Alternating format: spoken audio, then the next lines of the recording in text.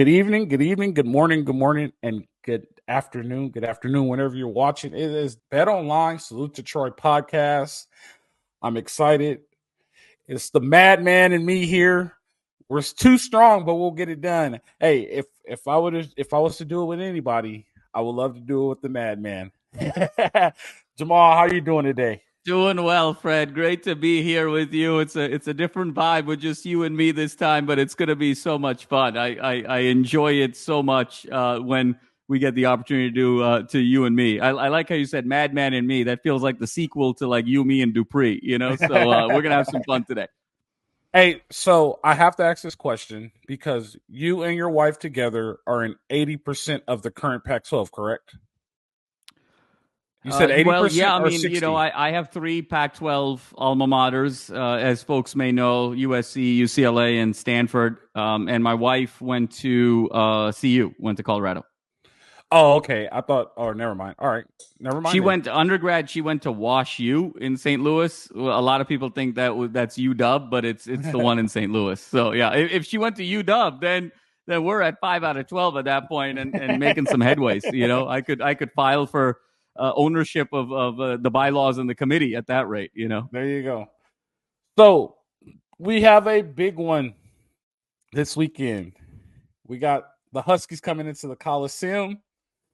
Michael Penix Jr. versus Caleb Williams. Let's not just say like we're kidding ourselves if we say it's USC versus Washington, because it's definitely not USC versus Washington. It's Michael Penix. I'm sorry. Let's be respectful. It's Caleb Williams versus Michael Penix Jr. Right? Big showdown. We got the number 98. Correct me if I'm wrong. 98, 96. A low-ranked defense. 96. Yep. 96 versus 110. Right. So this is old school. West, I should say Western Big 12 football. They're going to throw it around, score a bunch of points. Like I said earlier in the week, I said when we come on Victory Sunday, we're going to have to catch our breath because there's going to be a lot of points. The average fan is going to love this game because it's 80-plus points that's going to be scored. I wish Ryan was here because I do have this question. I will start with this. How do you feel going into this game, Jamal? What are your feelings? What do you want to see? What do you expect? So, Coach, it's going to be fireworks. I think Saturday night, prime time, ABC. I think the question is going to be, what's the over? Is it going to be the number of points or the number of GMs in the building? I think that's we're going to be kind of looking at that in terms of attendance, just given how high these prospects are.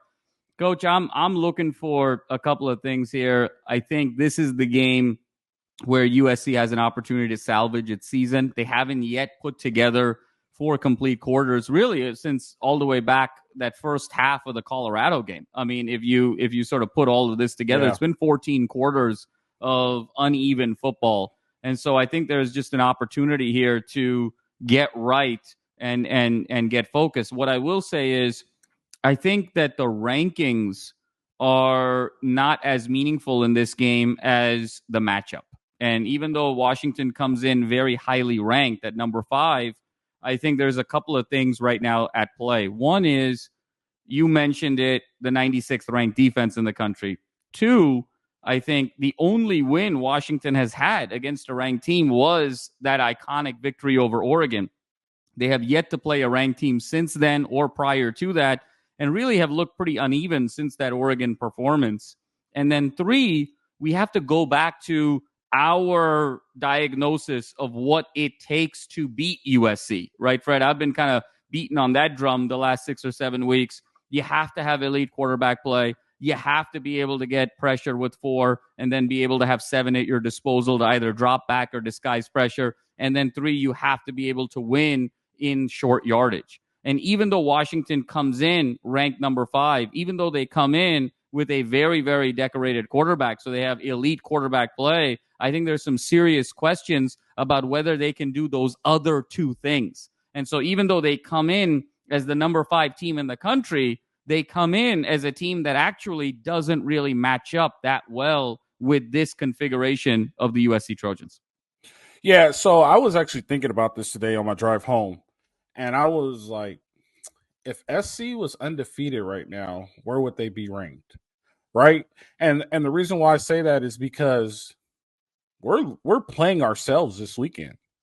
You know what I mean? Like top ranked quarterback, decent running backs.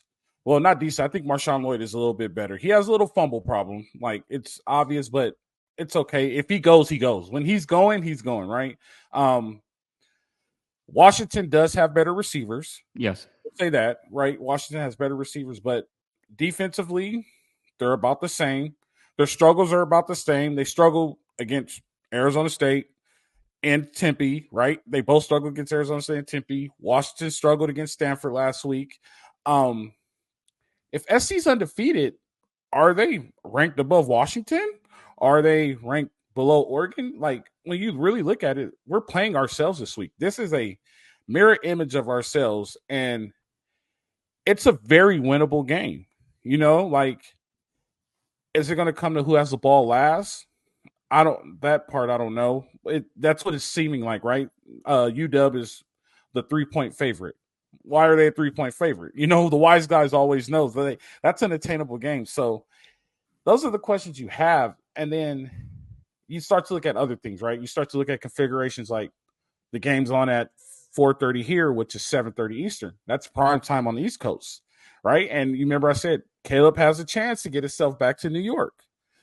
You know, there's a lot of things setting up to go SC's way. And I'm going to try to stay optimistic, right? I'm going to try to stay on this 3-0 train. And we could find out. Will you accept it? I'm going to ask you this, Jamal. Will you accept this? Can this be a legit measuring stick game for USC for the rest of the season? And the reason why I ask this question is Washington beat Oregon, right? Washington's a top 5 school. If SC beats, I'm not going to say dominates because this is a top ranked school, but if SC beats Washington and they do it better than they have in the past season, can we look at this as a measuring stick game? Like, all right, we could go to the Oregon game and start looking at the Oregon game like, all right, there's an opportunity. We could go to UCLA and look at it like there's an opportunity. Is this a true game where we could legit be like, they could be a contender? You know what I mean? Like, they can be a contender. Like, I certainly think so, Fred. I certainly think so. I think this is an opportunity where if USC wins this game and they do so having put together a comprehensive performance, it doesn't need to be comprehensive on the scoreboard, but they just played well in all 3 phases of the game in different moments. I think you walk out of here saying this team can compete with anybody in the country. So I think it changes the confidence. I think it changes the perception. Now, having said that, when you talk about measuring stick games, I think I always think of a measuring stick game as saying, hey, this is a team that we're going up against where their strengths are our weaknesses. And so how much have we grown from our weaknesses to be a true contender? And in that regard, I'm not sure Washington is that matchup because I think the things that Washington is bad at, USC is bad at, and the things that Washington is good at, USC is good at. So what USC kind of struggles against more physical teams, we talked about kind of that upfront push, the ability to get short yardage, seasoned kind of quarterback play. So, Notre Dame was physical, right? Yeah. Utah is physical. Oregon is physical. UCLA is physical. So in that regard, those games are more measuring stick games, quote unquote, because their strengths are USC's weaknesses. And then it becomes really a question of how much coaching, how much culture, how much preparation, how much growth has gone into the season to be able to do that. Here, it's a measuring stick game in the sense that they're number 5. And if you win, you have so much confidence and so much belief that you can do more things moving forward. But it's not quite a measuring stick game in terms of seeing how much you have grown, because USC could have the same deficiencies walking out of the Coliseum Saturday night, still be the very same flawed team that they are walking out of the Coliseum Saturday night, and come out of there with a win. Yeah. No, I agree. And that's why I asked that question. I sit in traffic when I drive home, so those are things. I got a bunch of things to think about. I want to bring up another thing, and I think this is a good conversation for us to have before I'm gonna pay this bill. The Rangers won the World Series last night. That means you lost your opportunity to be a part of one of the greatest sports months there is every year, and it's November 2nd. So now we have is the 2 footballs, basketball and hockey, because baseball is now over. But if you still want to get a part of that action, you want to go to betonline.ag, where you get all the up-to-the-minute stats, wagers, lines, and the best rate you could get in town. That's betonline.ag. If you go there today and put in promo BELIEVE, that's BLEAV, we will give you a 50% welcome bonus. That's BLEAV. Bet online, where the game starts. All right, so Jamal, this is a good conversation for us to have, right? And this might carry us for the rest of the show, and I'm good with it because this could get really good.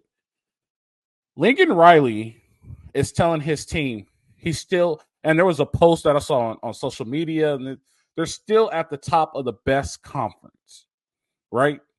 And I took sports psychology in college. It was a part of my major.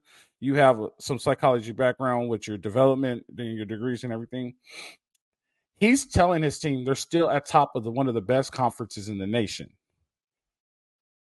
Record-wise, yes. Performance-wise, they're not one of the top teams in the nation. Do you think that is a good message to give these guys going into a game like this? Fred, that might be the best question you've asked all season. That might have been the question of the year right there, Fred. Let me just put that out there. So thank you for asking such a deep question. I think that what he's saying is technically true, but it's not complete information, to your point. Yes, they are at the top of, or close to the top of, the number 1 conference in college football, but A, they have not played a complete game in conference yet, and B, their conference schedule to this point has not been very heavy whatsoever, and the only ranked team in conference that they played at home, Utah, they lost to. So it's true, but it's not complete. It's not, it's sort of one of those adages where it's sort of necessary but not sufficient. I think what he's trying to do is instill a little bit of confidence in this group, because I think that group, again, walked away. This is probably the 4th straight game, Fred, that they've walked away feeling like they lost the game. I mean, 4 weeks ago, we talked about this last month against Colorado. USC was taking a knee to win the game, 48-41, and the Colorado fans were chanting overrated. Mm-hmm. I had never seen that before, where the losing team was chanting overrated to the winning team. And when you saw Colorado walk off the field and you saw USC walk off the field, it felt like Colorado won the game and USC lost the game. Then obviously after that, you had the situation with the losses against Notre Dame, losses against Utah, and now you walk out of the game last week against Cal, an undermanned Cal team. And again, Cal sort of walked out with their heads held high. They didn't have Jaden Ott the second half of that game, and yet they still battled to the very end, the final minute, the final possession, the final play almost with that 2-pointer. And USC, again, walked off slumping. And so I think Lincoln Riley's trying to infuse some confidence in this team, particularly with the loss of Zion Branch, who arguably was probably this team's best cover corner this year. And so I think he felt the need to be more positive. Now, having said that, they've had so much hype around them since the start of this season that you wonder if it's going to sort of backfire in terms of entitlement. But I think that this was probably the right move on Riley's part to pump them up, because they just haven't felt like winners in over a month. Even when they've won, it's felt like they've lost. Yeah, so I'm a little worried about it, right? And the reason why I'm worried about it, and right, you have to instill confidence in your team, right? And the reason why I'm a little worried about it is because up front, they were getting pat on the back when they should have not been pat on the back. You know what I mean? And then they came through the grinder and they were still getting patted on the back, right? Like, it's okay. We'll make it through this. Like, and now it's like they were still, like, before the Utah game, Lincoln Riley's quote, we're still the first place team in the best conference in America, right? And then you play Utah, and now you're saying we're still at the top of the best conference in America. Like, I get positive reinforcement, but at the end of the day, sometimes you need punishment than positive reinforcement. You know what I mean? And they could be getting that. I'm not in the meeting rooms and things like that, but it needs to be, I'm going to say it. It needs to be at least put out to the media. like we were not happy with the way our team played, this and that. Like we got on them. This was one of the hardest practices. And I'm just not seeing that. Right.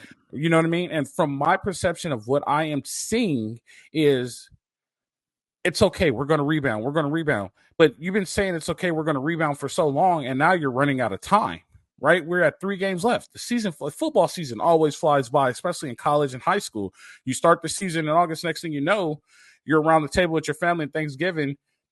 Like, man, I wish I was still playing, right? So those are the things that kind of worries me, because we never saw the punishment, right? And we don't need to see the punishment per se, but we at least need to hear about it. Like, we're not happy with the way these guys play. Listen, we have players doing it, but that's the first sign of a championship team, I would say, is players policing themselves. Like, we're getting to that point.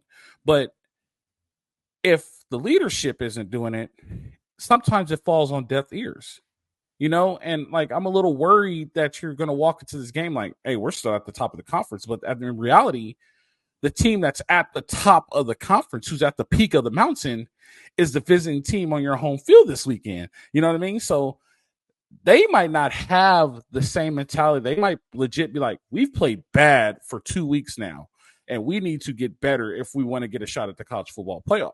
And so that's my biggest worry. I don't know if I'm okay with that message per se. Yeah. Because like, this should be the game. Like, all right, whoever loses, it's okay. We're going to see them again in a month, right? We're going to see this rematch. Now it's like USC needs to win in order to stay in the Pac-12 championship race. It should be this team, whoever loses, okay, they're going to fall in the rankings. That's fine. They have a chance to go back to the CFP. You get what I'm saying? So, like, the mindset there worries me a little, and I'm not really sure if they are in a good mindset to play a game like this. No, it's an excellent point, Fred. And I think taking a step back here, I think the punishment and the positive reinforcement is exactly the way to coach, and it's exactly the philosophy you want to instill when you truly have a championship team. And I think that when you have gone 14 consecutive quarters with uneven performance, when you saw what this team was also uneven against Arizona State, when you've seen these performances, look, just because mathematically they have a chance to go the 3-0 the rest of the way, or mathematically they have a chance to go to the Pac-12 championship game, it doesn't mean that this team is a championship level team. And I have never seen in my lifetime, Fred, maybe you have in yours being a former player, I've never seen a team have 9 games like this and then be able to just flip the switch and be a kind of a championship team and race to the championship, right? It just, you have to be able to build those habits earlier in the season, and you have speed bumps along the way, but you correct those speed bumps, and then you sort of grow, and you have that killer instinct immediately after the bump. And we've been talking about the switch for over a month, and I just don't think it's there. And so I think what he's saying is, right now, look, this isn't wired like a championship team. I just got to build these guys up a little bit and make them feel good to win a game and see what can happen if that killer instinct or that spark comes, because right now it's not there. And so I think by saying what he's saying, actually, he's almost acknowledging to himself it's not a championship team. Because if this truly were a championship team, you'd be sort of ripping into them a little bit, to your point, the way Saban would when he knows he's got a great team, the way Smart would when he knew he had a great team, or Dabo when he knew he had a great Clemson team. But I don't think that's the same issue here. This team just is fundamentally flawed. And I think a lot of the conversation is that, hey, there's still an opportunity to achieve all the goals, but that's just math. It hasn't been proven on the field. Right. And so I'm address the only team that I've seen rebound after starting bad was the Green Bay Packers, when Aaron Rodgers was like, hey guys, relax. They were like 1-4 or something like that, and they turned around. I think that's the year they went to the Super Bowl. I couldn't even take it. I'm not for sure, but that's like the only team I've ever seen of all my years of watching, playing, and being involved in football, right? But NFL's a little different, right, Fred? Because you can afford to lose some games. There's a lot more parity in the sport. Mm-hmm. it's about kind of getting hot right at the end to have that momentum to go in. College is a different game because a championship team is favored 8-9 games out of the schedule. Like, you're not really going to even be tested 8 or 9 games. So you only get those 3 or 4 games to really show who you are. And, it's one loss and you're done. I mean, every time you're sort of putting your life in your hands when you go out there in college football. So in the college football setup of every game being sort of life or death, I've never seen a team just sort of sleepwalk through 9 games and then all of a sudden flip the switch and then go become the national champion. We may there's always a first time for everything, but I've never seen that. Yeah. So when I was coaching, a coach told me this. He was like, winning is the hardest thing as a coach, right? And the school I was at, we weren't very good. And like our first season, we won the first game, right? And we're Sunday, we're working, and he's like, winning is the hardest thing as a coach. Like, this is going to be the hardest thing you have to do because they're happy, right? And so you have to get on them so they can win. Hey, we want to thank all you guys for listening to Monitor 1090. Tune in, go to Underdog Fantasy Sports, and go to your local vendor and get you a Fight on Pale Ale from Stone Brewery. Anyway, what I was saying was that he was saying this is going to be the hardest part is winning because they think that they've made it and they haven't arrived. And like, I've seen Bruce Arians, he had a little special with the Cardinals on Amazon, and he told his team every week, he was like, we've won, but you guys haven't arrived. You guys haven't accomplished. We're off the radio now. So he's like, you guys haven't accomplished shit. Right. Like, accomplishing everything is winning the Super Bowl. You guys haven't arrived to shit. And I'm like, perfect. Like, I get it. But like, what I'm getting from this is like, they were winning up front and they were feeling accomplished. Right. And then they beat Stanford and they're feeling accomplished, right? And then you start to see the lull where they like played Colorado and they weren't that good. But there was like, hey, we're still undefeated. That's all that matters, right? And so I think there's a little psychology that's not right there. And I think this is something that Lincoln Riley needs to look into, right? It's just an opinion, like, right? But if it was me, if it was me and I was Lincoln Riley, I will feel like this was my biggest flaw this year. My biggest flaw was I didn't have my team mentally prepared, and I need to go get help or some training on how to mentally prepare a team to become a national championship team. Because not everybody, but people know, right? People know if you tell your team, our goal is to get to the national championship, our goal is to get to the national championship, our goal is to get to the national championship, and then you get to the national championship and you celebrate for getting to the national championship, when you play the game, 9 times out of 10, you lose, right? Compared to our goal is to win the national champion. Right. Our goal is to be a national champion. And then when you celebrate like, hey, we made it, but the goal is not done yet. And Pete Carroll was good at that. Pete Carroll, when we played in the Rose Bowl, hey, we're going to work hard. We're going to win the Rose Bowl and we're going to party. We're going to work hard, win the Rose Bowl and party. And like he understood how to instill it. So I think there's just a little bit of installation that he's instilling in these kids that aren't great. But like you said, this team has the same flaws as SC, right? So they could come out and still be the top team in the conference, right? You know what I mean? So, I mean, saying all that is all for naught, but it's just something that I just thought of, and I'm like. But to your point, Fred, I mean, it's such an excellent point because it's almost even more dangerous then, right? Like, let's say they feel like, let's say they beat Washington. And then the reaction will be, well, we were actually just kind of playing the fool a little bit against Utah, and we were playing the fool against Cal, and, with Utah it bit us, with Cal it didn't, and we're actually just this great team. And then you get set up for going into Eugene against a team that actually their strengths are your weaknesses, and now that sort of sets up for a situation kind of the way you had at Notre Dame, where you just weren't ready to play, and it was a bad matchup. So to your point, I agree with you. And I think where we've seen there's been something off with this team's attitude the whole year. And again, not to be overly critical, but we've talked about it now for about a month and a half about the body language of Caleb Williams, the body language, the energy of this team on the sideline.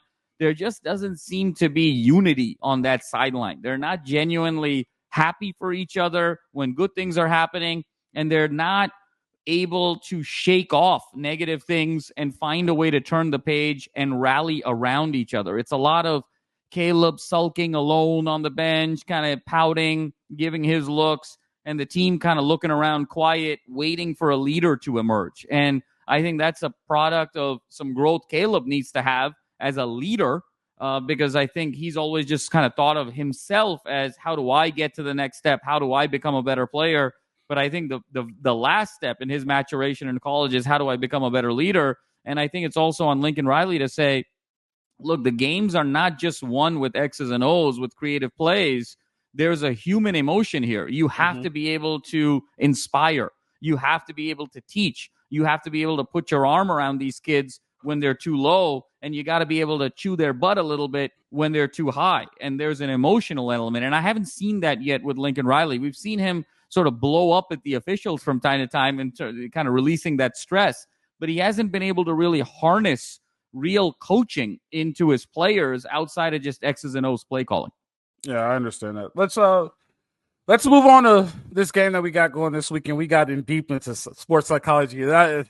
Hey, when you're on the 91 crawl and it takes you an hour and a half to get home, you come up with a lot of good show topics. Oh my goodness, that was great, man. I appreciate you for that. That was probably one of our greatest segments ever. That was a good one. Washington, Michael Penix Jr. is coming in. Man, I'm excited, and I hope the game lives up to what it is. Right? What should we expect from this game? Right? Like, you have your three pillars, and we talked about them earlier in the show. We understand Washington doesn't have that, right? So what will it take? Here's a good question. Let's redact the other question. What will it take for SC to come out on top in this game playing against Washington? I think it's a really good question, Fred. I think there's a couple of elements here. One is, I think it's absolutely imperative that they win the turnover battle. I think that this is a game where the turnover battle is really going to matter. You talked a little bit earlier about Marshawn Lloyd and his ability to cough it up. We've seen Caleb protect the ball really beautifully for the majority of this season and last season, but we saw what happened against Notre Dame. We've seen some near misses as well in terms of some dropped interceptions. So that is going to be key, is protecting the ball, because this game is all going to be about how do you steal a possession or two. That's really what this is going to come down to. So number one, you have to be able to protect the ball.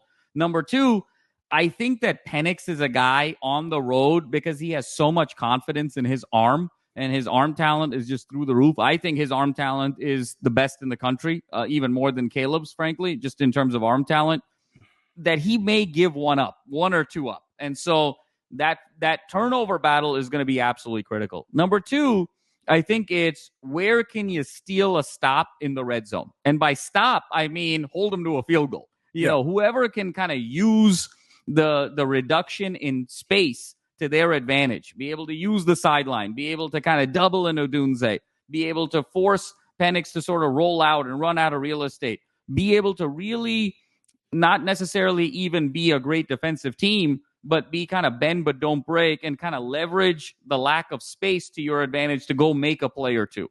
And then third, Fred, I think the key is going to be, this is a team in Washington that really doesn't run the ball, and they don't really run it particularly effectively. Their leading rusher, Dylan Johnson, has 430 yards on the season through 8 games. That's an average of about 53 yards per game. Their leading rusher averages 53 yards per game. They don't really run the ball that much. And so can you get Washington in second and long? Can you get Washington in third and long and then steal a possession with a sack? Can Jamil Muhammad get there? Can Mason Cobb get there? Can obviously Bear kind of break through the interior and get there? I think that's going to be the key. Win the turnover battle, find a way to bend but don't break in the red zone, and be able to kind of steal a stop or two through second and long and third and long situations with pressure.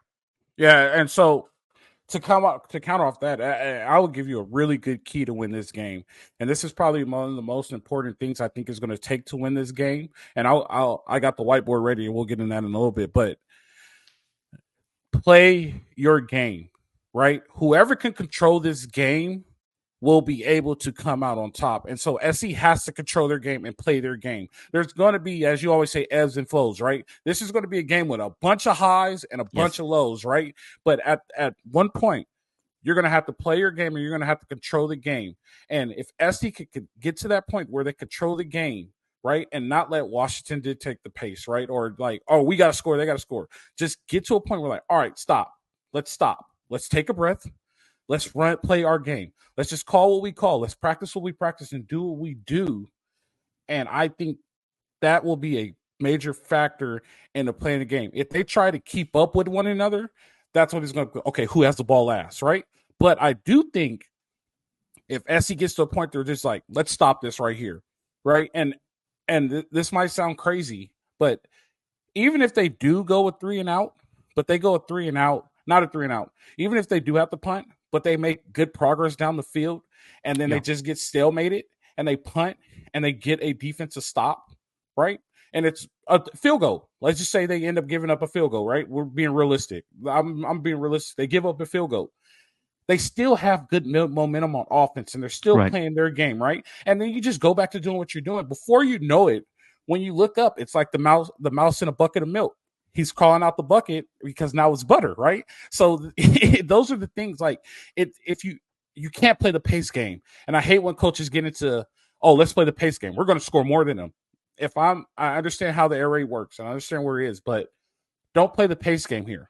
Play your game and control your game. And I think if you go and control your game and play the game like you want to and not try to play the game keeping up with one each other, that's going to be the biggest difference. And if they play the game like that, SC has a possibility of winning the game by 14 points if they play the game like that, because now they have complete control. I'm not saying physical dominance or anything like that. I'm just talking strategically. They have control of the game, right? But if they want to let the game go back and forth and keep playing on highs and lows, then it's going to be, okay, who has the ball last? Okay, we got out of it by 3. We played it. We got out of it. That's all that matters.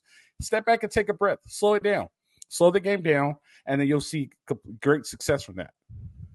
Absolutely, Fred. I think you said it really well in terms of the ebbs and flows. And I think the way you do that is by understanding momentum as well, right? Mm-hmm. And I think that you have to sort of harness the momentum. Where things really went south in that Utah game, for instance, at home, is when after 14-7, SC essentially went 2+ quarters without scoring. They couldn't even really move the ball. And so it sucked the air out of the building. It lost the players on offense lost confidence, and Utah felt like they could kind of get a stop whenever they wanted. And what that fed to them was, hey, we can keep running the ball. We can keep using Vaki and Quinten Jackson. Mm-hmm. We don't have to kind of get out of ourselves because we're able to play really great defense. So I think here the difference is USC has to avoid those mistakes in terms of the turnover game and the mistakes defensively, both in the red zone and overall, so the momentum stays on their side, so they kind of feel that ebb and flow, to your point, Fred. Yeah, perfect. And then, so I want to get into strategy now. Absolutely. Let's talk strategy now. And Chess Master Fred, here we go. So here we go here. Let me, I'll just do that. So this right here is the play that Stanford ran. They got some success on it. They ran, actually, the guy who's labeled number 6, their tight end, they ran a wheel. He completed on this pass. But I want to talk to how Marshawn Lloyd could really get involved here. And there's one thing that I always talk about, and I labeled it for you guys, is the numbers, right? And the reason why you always want to be +1. See, so here I really don't understand why Washington is playing 2 high safeties here, because this is what we call Trey Y off, right? And Trey Y off is trips with a tight end. This is the Y, and he's off. So anytime you have a tight end, it's Trey. You either have Trey or Trey Y off, which means there's another receiver up here. So you play corner, you put this guy to the middle, you tell him lean, lean, lean, or you say, I got it, you lock him up and put him on the island. There's really no need for 2 high here, right? So when you go in through the count, and I have the count here, you see the yellow, Stanford, you got 6. Washington, they have a 6-man box. So even if I was just to draw just basic lines, I know it's going to do that to me. Give me 1 second, guys. I'm sorry. I cannot get this fixed. Even if you draw basic lines, and they're big enough now too. Sorry about that.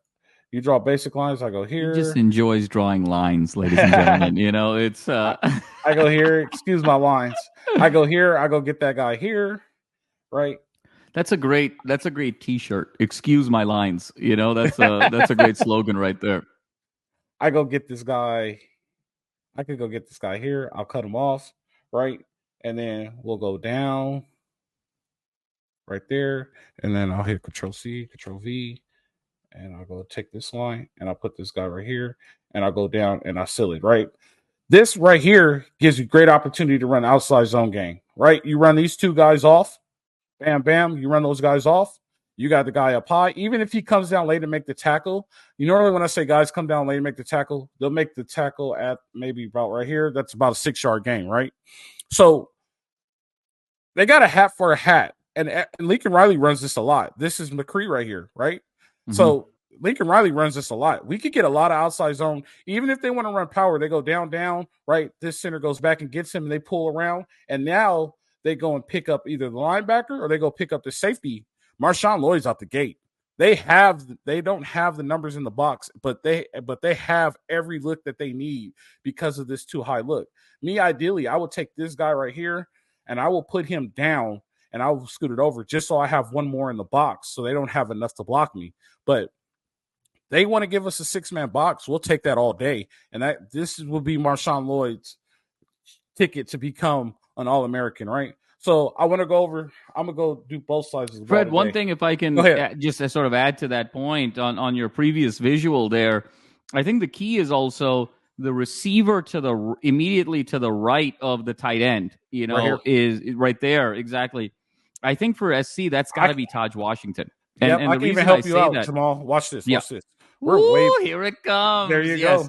Red square, Fred, I think needs to be Tahj Washington because one of the things that we're seeing the last couple of weeks is even when SC is running bubble screens, guys, the corners are sort of crashing and blowing it up horizontally, and it's really kind of putting SC off schedule. And so when you look at this receiving core, one of the challenges, particularly with Brenden Rice and some others, they're not great blockers.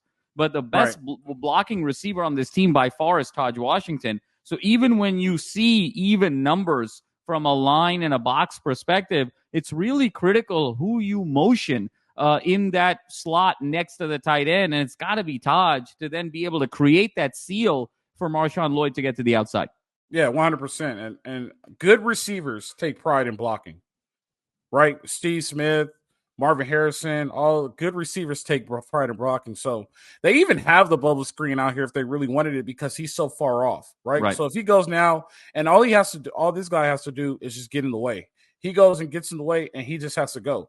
The goal is not to score a touchdown. The goal is to get in second and manageable, third and manageable, right? Let's move the ball here. This is one of the games where you want to keep the ball out of Michael Penix Jr.'s hands, right? So you might have to take some time, so they actually have the bubble screen here because they're playing off.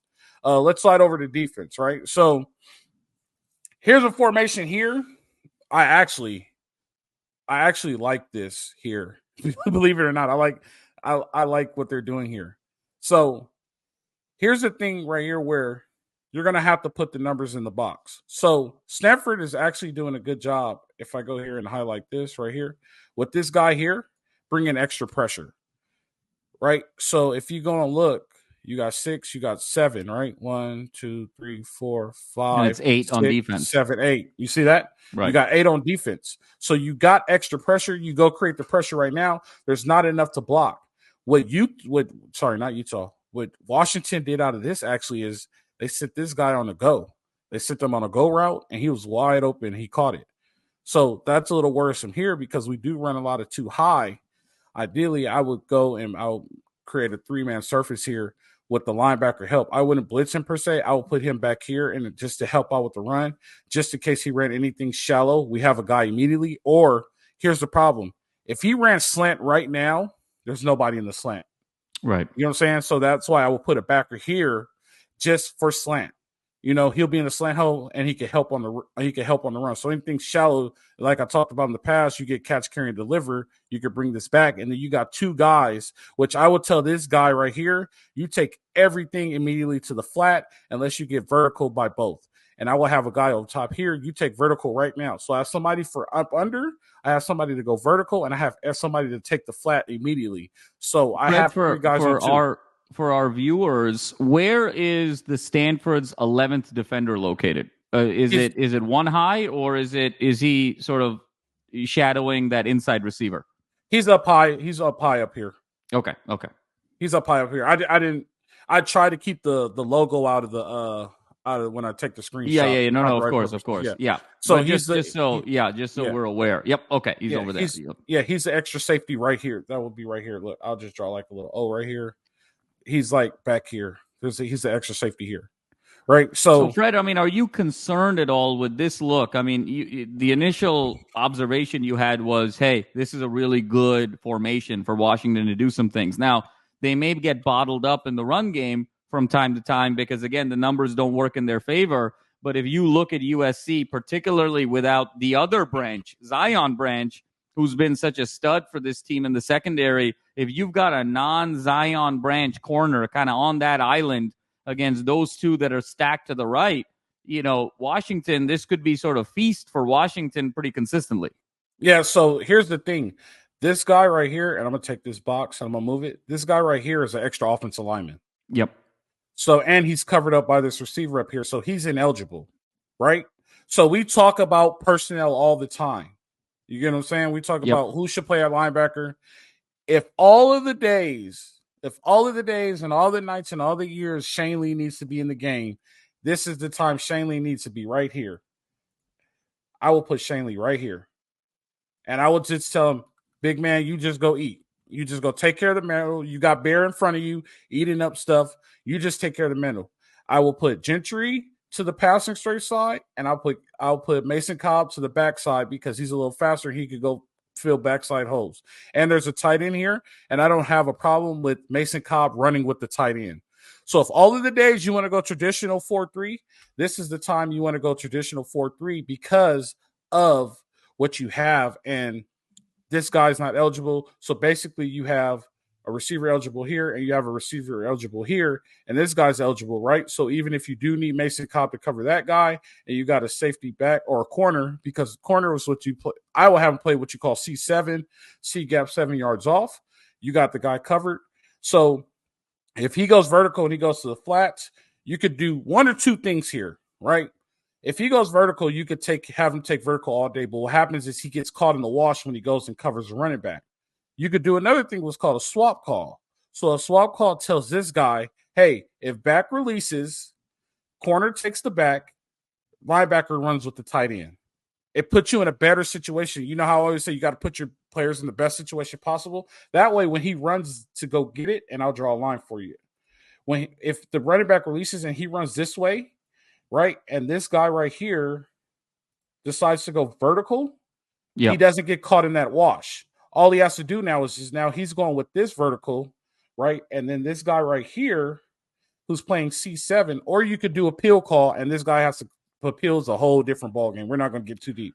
And this guy right here could take the back. Go ahead. Are you concerned, Fred, with that tight end on the near side of the screen here, on the bottom right of the screen? One of the challenges with the Grinch defense, the guy right there. Yep. One of the challenges with the Grinch defense all year has been the tight end's ability to get behind the linebackers and getting inside position off of the secondary. I mean, if you recall what Cal ran, they ran almost this exact play over and over again with a right-handed quarterback, and it just seemed like every time their tight end or a big-bodied receiver had inside position.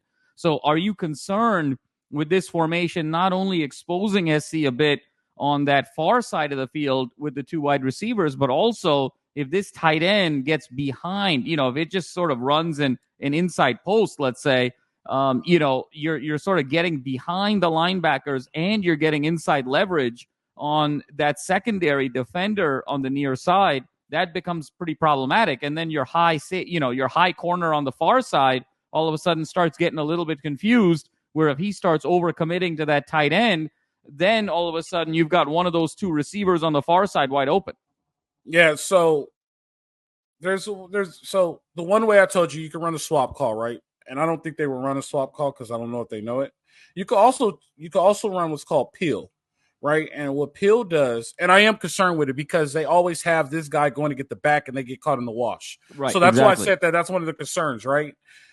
In order to fix it, there's three things. The first two I showed you, but you can also run peel and then use this guy in the run game, which is why you put him at C7, right? So if you put number 4, this guy right here, if you put him right here at C7 and you tell this guy he's the pill player, anytime he releases, right, he takes him, and now he has the outside contain on the run, right? That's one way to do it, and then the swap call is a way to do it, and then the way Alex Grinch does it is a way to do it, but I don't like it because I don't like getting caught in the wash. So that's one of the reasons why I did bring it up is because of that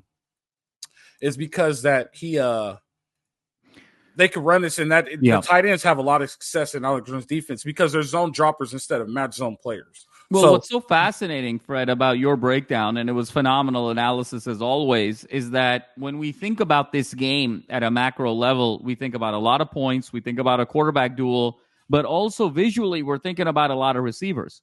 But what you're suggesting here is that actually Washington's most effective formation is having an extra offensive lineman, only having 2 receivers and having a tight end, where there's numbers advantages on the outside with the 2 wide receivers, but there's also an opportunity for the tight end to get open on that near side. So it's kind of fascinating that when we think about all these points, we're thinking about 5 wide, spread it out, let's sort of chuck it all over the field. But in reality, it's kind of more of this max protect scheme offensively is what's going to enable more big plays for Washington, given schematically what USC likes to do, which is so counterintuitive. Right, and so the thing that causes those situations is because it's a lot of confusion, right? And it's legal picks. You get what I'm saying? So if you have the back release and the tight end going, you got guys running to each other. The 2 guys at the top of the field, they run a crosser, right? And so, like, when you try to man that stuff up, which Alex Grinch lives and dies in man, right? Like, back off. And like I said earlier, control the game. It's okay to sit in a zone. Right? Control the game and let them come to you. And like you said, Michael Penix is a gunslinger. Most quarterbacks with strong arms, they try to force things and they try to hit it downfield. Just let it come to you. Let him throw you one. Just stay patient and let him throw you one, and that will happen, right? And the more patient you stay, the more frustrated he gets, the more he's going to throw you. So it's those are kind of things you got to stay patient with. That was the Underdog Fantasy whiteboard. I like the new program, Jamal. I think that was a good idea. I think that was the one to go to. Absolutely. I love it. Let's close this thing out, man. I don't want to make you late for your dinner. What do you want to see? What do you want to see this weekend? I'll let you know right now. You already know I'm going to say a complete game, but I'm going to tell you other besides a complete game. But what do you want to see this weekend from the Trojans? Fred, what I want to see, we talked about the 3 pillars. We talked about, how do you sort of stop this team? One thing for me is we got to see Washington at or under 100 yards. This cannot be a game where Washington gets 160, 180, 200 yards. This is a team that's only averaging 120 yards on the season. In bigger games, they run the ball less. They struggle in short yardage. And so I'm really looking, particularly with that characteristic, where is Washington kind of limited in their run game, which is consistent with who they are over the course of the season, and are they going to struggle in short yardage, which is also consistent with who they are over the course of the season. So those are the 2 things I'm looking for. If those 2 things kind of get blown up this game, I have a hard time believing SC is going to come out on top. But those 2 things are 2 barometers to keep your eye on over the course of this game. I got you. So I will say this. Besides the rankings and all the hype, this is a very, very winnable. After we look at this and break it down and really get deep into this, for sure, this is a very winnable game for SC, right? -3 is a little bit of disrespect. I think this is an even game. I think this is a legit pick 'em. You know what I mean? Like the SC could easily come out. And I will say this, and I'm not trying to fanboy or anything like this, but this is a game where if things go right, we look up, SC wins the game by 14 points.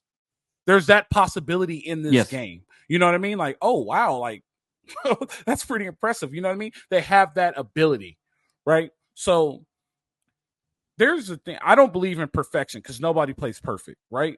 But I used to tell my players this all the time. You have to play a near perfect game this week, right? Because these are one of the games where one mistake could change the whole outcome of the game. So this is the one time, like weeks you've been hearing me say, I just want to see a complete game. This isn't a time to just beg for a complete game. We need to see a near perfect game from SC. And in reality, we only need to see a near perfect 3 quarters. If we get a near perfect 3 quarters and we get all those things that you always say, stop the run, bend but don't break, still a possession. Like I said, just slow the game down, be in control, just keep everything in front of you. If you get a near perfect 3 quarters and then you get you get an average. An average is good for SC's defense. You get an average SC defense in the 4th quarter. When we're talking on Sunday, we're like, wow, okay, how do we build on this? Right? Because it's all there. The bones are there, but we just have to make it complete, right? Like, this is the chance to, like, reseal the foundation. Remember I said we cracked the foundation and we took a sledgehammer to it. We could reform the foundation here, and it's possible. And the thing about it is, it's against the number 5 team in the nation. We have the ability to beat the number 5 team in the nation by 14 points. The ability. Yeah, I mean, I'm not saying it can happen, but we have the ability. No, it's a very compelling set of statements here, Fred. I sort of go back to the fundamentals of, and I don't want to repeat myself from the start of the show, but I want to kind of bring this back full circle. 3 ingredients to beat USC. Pressure with 4, drop 7, win short yardage, have elite quarterback play. The teams that did all 3 of those things, i.e. Notre Dame and Utah, beat USC. The teams that could only do 2 of those 3 things, most notably elite quarterback play, rush with 4, drop back 7, but not win in short yardage, almost beat SC, which was Arizona and Cal, right? What was the difference in those games? It was those final short yardage plays determined who won and who lost.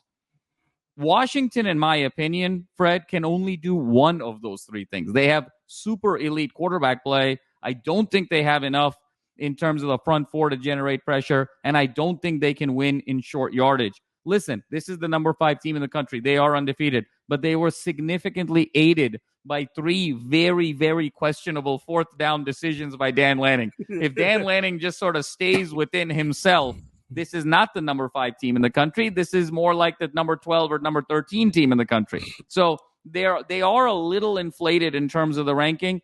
I think that this is a very good matchup for USC at home. As long as they win the turnover battle, they're going to have to win that turnover battle. If they do, they have the ability to win this game. The winner of the turnover battle is ultimately who's going to walk out of the Coliseum with the victory. I got another one for you too, Jamal. That's a very key point to this game.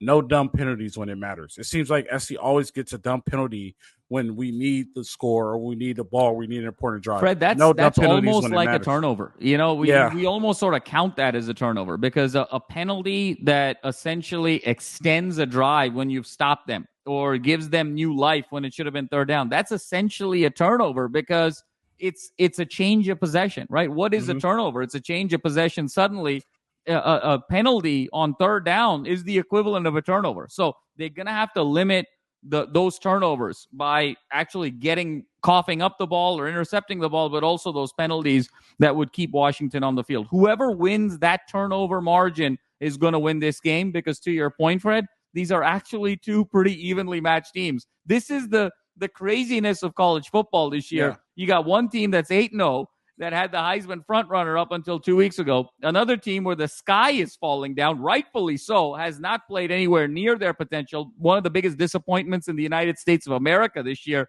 And yet they're going to play 4:30 at the Coliseum, and it's kind of a dead heat. And so welcome to the wild world of college football, the sport that we all know and love. Yeah, definitely. I'm going to leave you with this. Better teams play better for longer periods of time. And I'm going to explain this and we'll wrap it up. I'm not saying the better team will play better for all 60 minutes. There's periods of times where a team needs to be better in the game. And those teams play better for those periods of time. The better team who plays better for a longer period of time will win the game on Saturday. And hopefully that's SC. There has been times where they were the better team. They played better for longer periods of time, and they came out with the win. Even though it was a win, that situation they should have never been in. But Utah, right? Utah was the better team for a longer period of time. SC needs to be a better team for a longer period of time, and they will come out with the win on Saturday. Jamal, it's been great, man. I love talking to you. You make me a smarter person. I just want to let you know that. Like, that's why I brag about all your degrees. You make me smarter. Oh, my goodness. Your intellect. Well, you're the one with the whiteboard here, Fred. I'm learning from you. You were the teacher and I was the student. So always a pleasure, my friend. This was a terrific show. And Hope our audience enjoys it, and big one Saturday night. Yep, I can't wait. See you guys Sunday for Victory Sunday. We're hoping for Victory Sunday. Like I said, it's a pick 'em. I can't wait to see it. I can't wait to see our text message line blow up. Hey, if you want to save on girl, she's like our girl Candace always says. We're sorry you guys missed her. Candace will be back. She's still a part of the show. All the Candace fans out there, she will be back. She had a busy week. She's getting ready for playoffs. Hey, go to drinkag1.com/salute to Troy. You get a year supply of vitamin D and 5 free travel packs. Remember to go to your local vendor. Get your Fight on Pale Ale by Stone Brewery. Also, vendor underdogfantasy.com and go on the app. It's a fantasy pick 'em. You get to pick 2 to 4 players. We'll give you a $500 up to $500 match bonus if you put USC LAFB in. So we appreciate you, Jamal. We appreciate our friends. We appreciate you, everybody. Sunday, Victory Sunday. I'm calling it right now. It's going to be a Victory Sunday. I think this is going to be a Victory Sunday we'll be happy about. You know what I mean? We get to answer questions, celebrate. Hopefully we get our Sooner fans back. We love our Sooner fans. Hopefully we get them back. Hey, guys, it's been great. Thank you guys for all your support. Like we said, we love you guys. We couldn't do this without you guys. We appreciate everything you guys do. Keep liking us, keep subscribing, keep telling your friends, and we're going to make this thing grow. The goal is to get a gold play button and put it next to Ryan's mirror. Appreciate you guys. We'll see you guys Sunday. Live free, fight on.